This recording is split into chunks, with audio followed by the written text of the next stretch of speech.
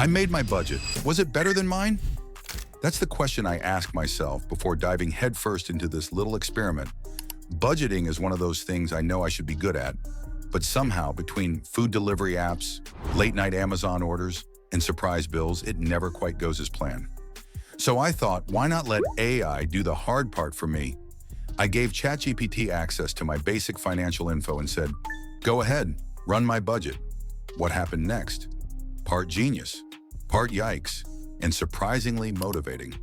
Why I let AI manage my money. Let's be honest, budgeting isn't the most exciting thing in the world. Most people either avoid it altogether or create a budget once and never look at it again. I'm somewhere in between. I have a rough mental outline of what I should spend, but it's usually based more on vibes than on actual data. And like many people, I've tried apps, spreadsheets, even good old pen and paper. Nothing really stuck. So I figured, why not try AI? ChatGPT has been writing emails, creating to-do lists, even helping people brainstorm business plans. So why not take a crack at something as personal and chaotic as my monthly budget? So I fired up ChatGPT and gave it the basics. My monthly income, my fixed expenses, rent, insurance, subscriptions, variable costs, groceries, gas, entertainment, and my financial goals, saving for travel, paying down credit card debt, and trying to actually save some money for once. Then I said, okay, robot, show me what you got. The setup, feeding the AI. My finances, I fired it up and gave it this. I make $3,800 a month after taxes. My rent is $1,200. My car payment is $300. Insurance is $150. Groceries are usually around $400. Gas is about $100. I spend about $300 on entertainment, eating out, and random stuff.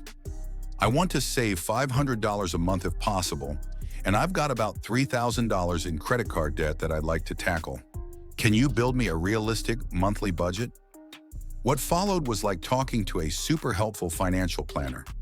ChatGPT asked a few clarifying questions, like if I had any minimum monthly payments on my debt, I do, and whether I had any emergency fund or savings already, I don't.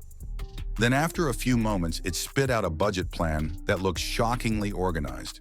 The AI suggested splitting my spending using the 50-30-20 method. 50% of income on needs, 30% on wants, and 20% on savings or debt repayment. But it quickly adjusted when it realized my fixed costs were already chewing up more than half my income. Instead of being rigid, it offered a more personalized breakdown that made sense. ChatGPT's budget breakdown. Here's how the AI divided my $3,800 monthly income. Needs, rent, car, insurance, groceries, gas, bills. $2,300. Wants, dining out, subscriptions, fun stuff. $500. Savings and debt repayment, $1,000. Within that $1,000, ChatGPT recommended I put $300 toward minimum credit card payments, $200 into a savings account, and the remaining $500 toward aggressively paying down my highest interest debt. That last part surprised me. I hadn't considered putting that much toward debt each month. But the AI showed how doing so could eliminate my credit card balance in about 6 months, saving me hundreds in interest. It also flagged that I was probably overspending on entertainment relative to my goals. The AI suggested reducing my fun money from $300 to $200, which made me wince a little, but okay, fair enough. To help with that, it even proposed some alternatives. Meal prepping instead of ordering food, switching to a cheaper gym, and pausing a few streaming services I barely use. Visually, I laid out my old budget versus the AI's version side by side in a pie chart. My version looked more like a chaotic pizza, while ChatGPT's had clear, logical slices. It was cleaner, smarter, and honestly kind of embarrassing for me. Putting it to the test. Of course, it's one thing for AI to say how to spend my money.